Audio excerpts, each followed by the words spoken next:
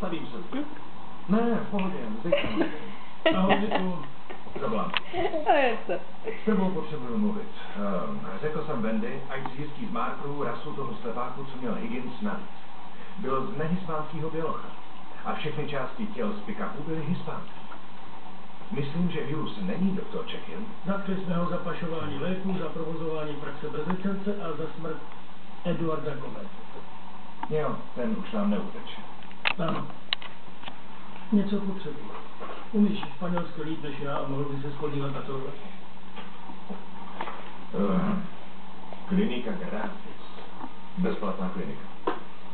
Pediatria, urgencias, medicína generalis. A pak, že já chci zachraňovat svět. Neschvaluji jeho způsob, ale nápad měl dobrý.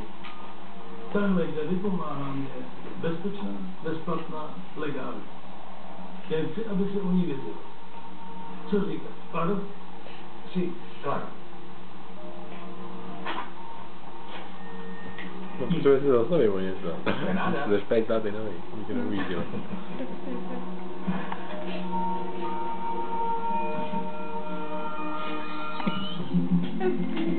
Ty se zašpejte, ty to ještě vidíš.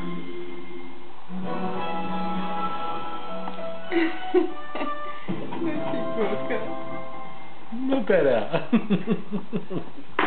Tobě to jde. Tobě to jde.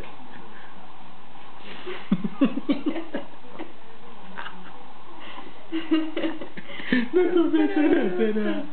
No ty jsi šikovný.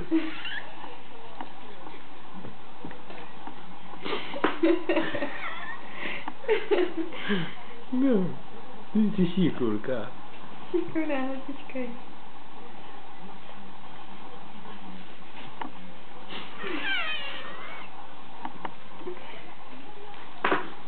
No,